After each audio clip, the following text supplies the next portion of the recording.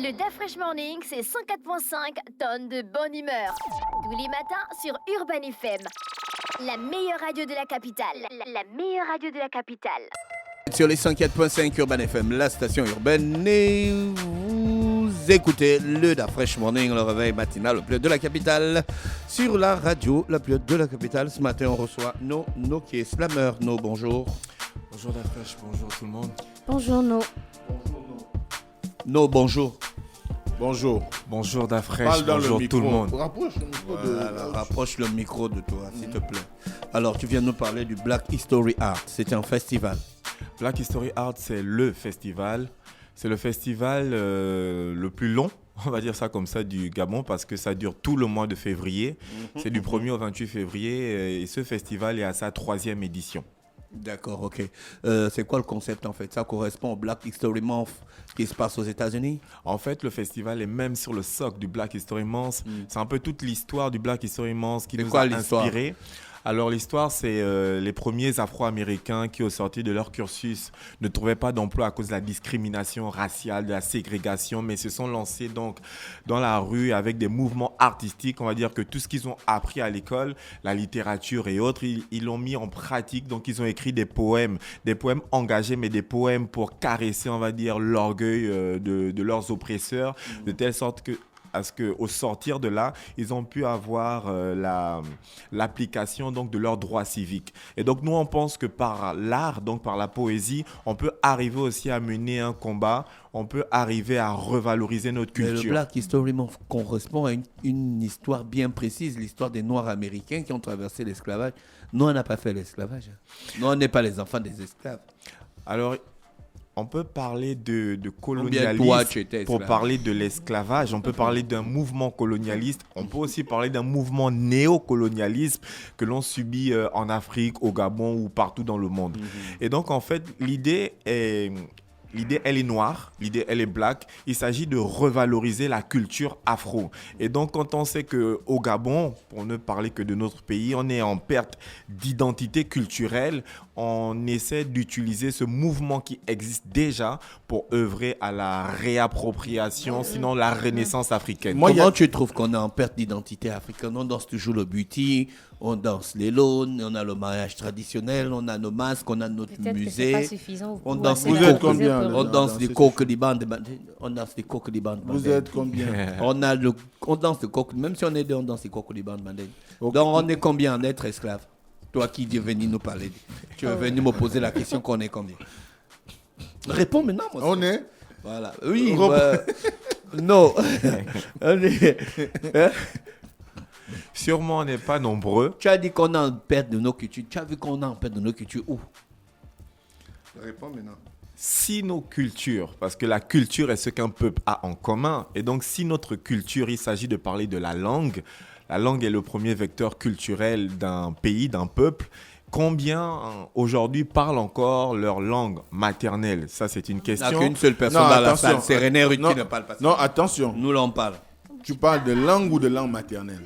De langue gabonaise ou de langue maternelle? Parce que la langue maternelle, c'est autre chose. Hein. Ça n'a rien à voir. La langue maternelle, c'est la langue qu'on commence à parler le jour où on vous apprend à parler. Il y a certains qui ont pour langue maternelle, et vivant au Gabon, le français. Donc maintenant, si tu en parles des langues locales, là, ça peut être le fan, l'ipounou et tout ce que tu veux. Maintenant, il faut savoir faire la distinction. Petite bifurcation. Mosley, pourquoi tu n'aimes pas qu'on emploie l'expression langue vernaculaire? Parce que c'est péjoratif. Ah bon? Oui. Entièrement d'accord. C'est péjoratif. Ça ne valorise pas nos langues, ça ne leur donne pas la portée qui est la leur. Parce que vous avez certes des langues qui sont en majorité orale et qui... C'est quoi vernaculaire d'abord? Ça veut dire quoi? Là où tu commences à me dire que c'est péjoratif, tu ne connais même pas la définition de vernaculaire. Oui, si je peux, je peux me permettre. Non, c'est pas toi, Mosley, pardon. On sait que tu es notre invité. Non, parce que c'est un pan dans le festival aussi qui est hyper important. Dans le festival, on a le 21 février, c'est la journée mondiale des langues maternelles. Et donc, dans le cadre du festival, on organise un concours d'art oratoire en langue maternelle. D'accord. Donc, on a la langue maternelle, c'est quoi? C'est la langue que ma mère parle. Oui. On a expliqué... Si ma mère parle le français. Gang, gang, gang. C'est pourquoi j'ai dit tout à l'heure qu'il ne fallait pas qu'il fasse qu'il fasse non, mais il y a un amalgame. Il y aura une différence entre la langue maternelle et la langue vernaculaire. Parce que le mot vernaculaire... Mossé a dit qu'on n'utilise plus vernaculaire. Oui, vernaculaire, exactement, parce que le mot vernaculaire... Depuis là, tu ne nous as pas encore donné la définition. C'est ce que je suis en train de donner. Voilà. Vernaculaire renvoie à tout ce qui n'est pas scientifique, qui n'est pas codé, qui n'a pas, on va dire, une organisation linguistique. Mais c'est propre à un pays, non? Non, le mot vernaculaire a été positionné dans le cadre de la colonisation. Voilà. C'est un mot qui voulait qualifier les indigènes. Ne sont pas des langues à valoriser, quoi. Et donc, on disait que vernaculaire, ne peut porter un savoir, est dépourvu de lumière. Voilà. Donc, quand on parle de nos langues, en disant que nos langues sont des langues vernaculaires, c'est-à-dire que nos langues ne peuvent porter un savoir et nos langues, donc, sont dépourvues de lumière. D'accord. Et donc, le Black History Festival Black History Arts commence quand? Le 1er février, vraiment pour ouvrir. Donc, vous faites ça aux États-Unis ou bien vous faites ça au Gabon? Mais c'est février, c'est le mois des Noirs aux États-Unis. C'est le mois des Noirs aux États-Unis. Mais nous tous, on est Noirs au Gabon, tu vois? Non, on n'est pas tous Noirs. On a des métis, on a des Blancs qui sont Gabonais aussi. On est Noirs au Gabon, frère. N'amène pas, on parle des Gabonais. On est Noirs. Moi, ma petite sœur, en tout cas, elle est blanche de couleur. On parle de... Tu parles de couleur, moi je te parle je te parle de noir.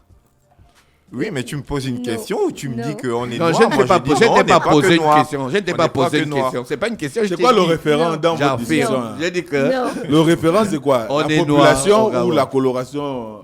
La population. Pour moi, c'est la population. Dans ce cas, c'est la majorité. On est noir. Moi, toi, tu es blanc, on sait. J'identifie la chose culturelle. En réalité, quand les Afro-Américains portaient le sujet, la thématique, c'était vraiment une réappropriation culturelle, une valorisation de la culture africaine parce qu'ils sont ressortissants d'Afrique.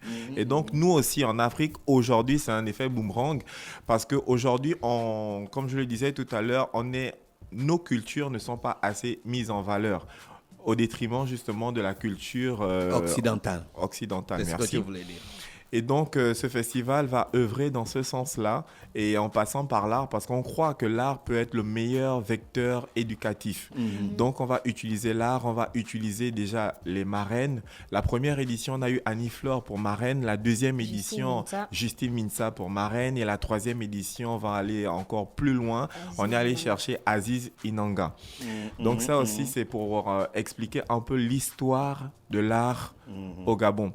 Quel est l'apport d'Aziz Inanga pour le Black History? Pourquoi d'abord le choix porté sur elle? Pour expliquer justement à la jeunesse que nous sommes, parce que je m'inclus à l'intérieur, que l'art au Gabon a une histoire. Si la première marraine qui est Annie Flore m'explique que la première fois qu'elle est montée sur scène à Bercy, c'était à un concert d'Aziz Inanga, il faut que je cherche à savoir qui est donc Aziz Inanga qui a permis à Annie Flore de faire sa première scène à Bercy. Mais tu ne savais pas qui est Aziz Inanga? Malheureusement, non. C'est la mère de Neftali. Maintenant, tu sais. Non, c'est important parce que moi, je première grande artiste gabonaise qui a fait des grandes scènes aussi bien au Gabon qu'à l'étranger. Tu parles de Bercy. Je crois que c'était la toute première gabonaise à faire la scène de Bercy. Donc, ouais. Donc moi, je veux m'inscrire dans ces Gabonais-là qui ne connaissaient pas forcément. Et je me dis, si moi, je ne connaissais pas forcément en tant que jeune, je vois mes petits frères, mes petites sœurs et je me dis, c'est hyper important que nous, qui apprenons ça, on puisse aussi partager ça à ceux qui viennent après nous. Ça permet d'entretenir une mémoire artistique au Gabon. Donc, pour répondre à la question de René Ritt, la thématique de la 3e édition, c'est la bantoufonie. La bantoufonie et la personne de la marraine, Aziz Inanga, a très bien porté le savoir bantou à l'international. Et donc pour nous, elle viendra non seulement à l'ouverture expliquer ce qu'est la bantoufonie, mais non, tu portes des items, du moins des termes qui sont... C'est pas moi qui les porte, c'est le festival. Oui, je comprends, mais c'est toi le coordinateur ou le responsable du festival. Mais c'est lui l'initiateur. Il y a beaucoup de thèmes que tu utilises qui sont pratiquement en désuétude aujourd'hui, mais bon. Mosley, Faites le concours de français, nous on est là. Parce que la bantoufonie, la civilisation bantou, la culture bantou, ce sont des... Beaucoup aujourd'hui ne se retrouvent plus dans ces concepts. Hein. C'est peut-être... ils vont en discuter. Il y aura une conférence, non? Il y aura une conférence. Sur le sujet. On reçoit des conférenciers qui reviennent de Caraïbes pour venir s'entretenir avec des... Et aussi ce centre bantou. Justement, c'est une réappropriation culturelle que offre ce festival. Et donc, on a la chaire UNESCO Bantouphonie avec ses représentants qui vont entretenir des étudiants, des élèves et les artistes que nous sommes, en compagnie donc de ces représentants aussi qui reviennent de Caraïbes sur le rapport entre les peuples de la Caraïbe et le peuple Congo. Donc, globalement, les peuples bantous. Mais bon, le festival, il est axé sur l'art.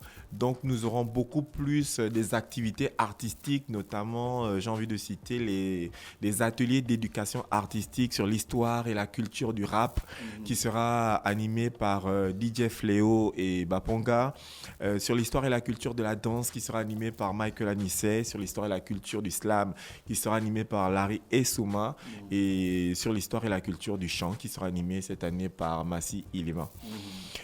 Voilà, donc, comment faire pour participer au festival? Déjà s'inscrire. On a établi un process pour s'inscrire directement sur la page Facebook du festival et pour dire que le festival il est entièrement gratuit. Il n'est pas payant, il suffit simplement de s'inscrire pour réserver sa place. On pourra s'inscrire au moment où ça va commencer? Le festival commence le 1er, donc la veille du festival, vous pouvez déjà vous inscrire. D'accord. Le festival va se dérouler sur 2 sites. Les 3 premières semaines, ce sera au Musée National. On a vraiment pensé que le Musée National peut être... Au centre-ville, là? Ouais, l'ancien bâtiment en face de la chambre de commerce. L'ancien bâtiment de l'ambassade des États-Unis. Non, c'est le musée, tout le monde connaît. Le musée national. Ouais. Non, ça c'est pour faire un clin d'œil pour dire qu'il y a un rapport aussi peut-être spirituel ou artistique entre l'ambassade des États-Unis à ce moment-là. Voilà. Voilà, on est dans le Black History. Le deuxième site, ce sera à l'Institut français. C'est là-bas où va se clôturer le festival. J'imagine que c'est un site symbolique pour le Black History. Naturellement, on essaie de répondre à l'exigence triangulaire si on se rappelle un peu de l'histoire coloniale. Donc pour l'entrepreneuriat et la responsabilité sociale de l'artiste, qui seront les intervenants. C'est un sujet qui porte à cœur Annie-Fleur. La responsabilité sociale de l'artiste et l'entrepreneuriat, c'est un sujet vraiment qui interpelle Charlie Tchatch. Donc, dans ce cadre-là, il faut... La responsabilité sociale de l'artiste. Voilà, c'est un peu un jeu de mots. Tu sais, on dit que l'artiste est une entreprise individuelle. Donc, toute entreprise a ce qu'on appelle la RSE, la responsabilité sociale de l'entreprise. Et si donc l'artiste est une entreprise, on parlera donc de la responsabilité sociale de l'artiste. Aujourd'hui, quand un père de famille ou une maman prend la parole, c'est souvent devant 2-4 personnes. Mais quand un artiste prend la parole sur un live, c'est 5000 personnes qui sont directement connectées. Tu as dit ça intéresse qui? C'est un sujet qui interpelle directement Charlie Tchatch. On le voit sur les réseaux sociaux, il en parle beaucoup sur l'entrepreneuriat. Et donc, on a essayé de faire un lien entre l'entreprise, l'entrepreneuriat et donc la responsabilité sociale. Parce qu'on parle quand même d'entrepreneuriat. Est-ce qu'on aura des entrepreneurs pour voir un peu ce qu'ils ont aussi fait, ce qu'ils font sur le terrain? Moi, je dirais même on aura des artistes entrepreneurs. Voilà pourquoi, pour relier ça, on a Mitch Moana qui sera là. On a Benny Claude Massassa qui sera là aussi en tant qu'artiste entrepreneur. Il y aura l'open mic. Tous les samedis, justement, on aura un open mic. Cet open mic ou ces open mic qui seront digués par le premier MC Esson en tant que maître de cérémonie. Le deuxième, c'est Mickey R du groupe BGMFK en tant que maître de cérémonie. Et le troisième, ce sera Rod Zeng en tant que maître de cérémonie. L'atelier d'art oratoire avec Sirocos. Les ateliers d'art oratoire vont en réalité préparer le concours d'art oratoire en langue maternelle du 21 février. Et donc, il y en aura 2. L'un sera animé par Sirocos et l'autre par moi. D'accord, merci. Non, je pense qu'on a fait le tour, mais on aura le développement de carrière et de projets culturels avec Edgar Yonke Magalou. Voilà, on pense que c'est hyper important d'expliquer aux artistes à l'heure du numérique comment on peut aisément être dans ce développement non seulement des industries culturelles et créatives, mais surtout de l'artiste même. Et donc, on est allé chercher un peu loin. Si je m'abuse, en la personne de Magali Wora, qui n'est plus à présenter au Gabon, et Edgar Yonke. Rappelez les dates. Pour que tout le monde se souvienne bien, je demande à tout le monde d'être connecté sur la page du festival Black History Art, Facebook et Instagram. Sinon, le festival se déroule du 1er au 28 février. Et puis l'exclusivité quand même dans ce festival pour la 3e édition, c'est la sortie de mon album qui va clôturer le festival. Le 25 février, je donne un concert à l'Institut français pour clôturer le festival. D'accord, ok. Merci d'avoir accepté notre invitation. Je te souhaite de passer une bonne journée à l'écoute des programmes d'Urban FM. Merci. Le Da Fresh Morning, c'est 104.5 tonnes de bonne humeur. Tous les matins sur Urban FM. La meilleure radio de la capitale. La meilleure radio de la capitale.